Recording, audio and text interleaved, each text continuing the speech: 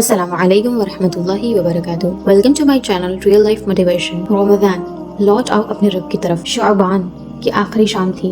आसमान पर हल्की सी सुर्खी बाकी थी और मगरिब की आदान से चंद लम्हे पहले शहर की फिजा में एक अजीब सी संजीदगी फैल चुकी थी। गलियों में बच्चे चांद देखने के लिए छतों पर चढ़ रहे थे, मगर दिलों के आसमान पर कितने ही लोगों का चांद बरसों से गुरूब। उन्हीं दिलों में से एक दिल हारिस का भी था, जो बज़ाहिर कामयाब, मसरूफ और दुनिया के हिसाब से खुशहाल था, मगर अंदर से वीरान।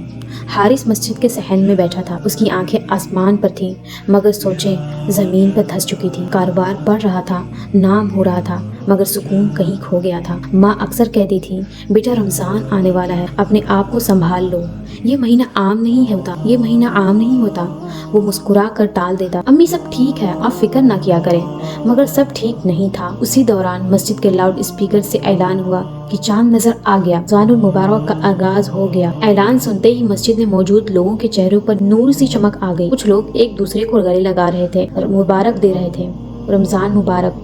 हारिस के दिल में भी हल्की सी लहर उठी, जैसे कोई सोया हुआ जज्बा करवट ले रहा हो। उसी लम्हे मस्जिद के बुजुर्ग इमाम साहब, जिनका नाम अब्दुल रशीद था, आहिस्ता आहिस्ता सहन में आए। सफेद दाढ़ी, झुकी हुई कमर, मगर आंखों में अजीब सी रोशनी। उन्होंने हारिस को देखा और उसके करीब बैठ गए। बेटा तुम कुछ परेशान लगते हो। हारिस ने हल्की सी मुस्कुराहट के साथ कहा, नहीं हजरत, बस यूं ही। इमाम साहब ने आसमान की तरफ देखा। ये महीना अल्लाह की रहमत का दरवाजा खोल देता है। जो बंदा सारा साल दूर रहा हो, वो भी इस दरवाजे से दाखिल हो जाए तो बख्शा जाता है। तुम जानते हो रमज़ान क्या है? ये सिर्फ भूख का नाम नहीं, ये दिल की सफाई का नाम है। हारिस खामोश हो गया। इमाम साहब की बातें उसके दिल के किसी बंद दरवाजे पर दस्तक दे रही थी। बेटा रमज़ान वो महीना है जिसमें कुरान नाजिल हुआ। ये वो महीना है जिसमें जन्नत के दरवाजे खोल दिए जाते हैं और जहन्नुम के दरवाजे बंद कर दिए जाते हैं और शयातीन जकड़ दिए जाते हैं। लेकिन एक बात याद रखना, सबसे बड़ा शैतान इंसान के अंदर होता है। वो अगर ना बदला तो कुछ भी नहीं बदलेगा। हारिस के दिल में एक हलचल सी पैदा हुई। उसे याद आया कि पिछले कई सालों से रमजान उसके लिए सिर्फ सहरी, इफ्तारी और तरावी तक महदूद था। चंद दिन जोश, फिर वही गफलत, वही कारोबारी मसरूफियात, वही दुनिया की दौड़। उस रात वो देर तक जागता रहा। सहरी के वक्त जब उसने पानी का गिलास उठाया तो उसे पहली बार महसूस हुआ कि वो सिर्फ जिस्म की प्यास नहीं बुझा रहा, बल्कि शायद रूह की प्यास भी बुझाने का मौका मिला है। अज़ान फजर की आवाज गूंजी तो उसने कई दिनों के बाद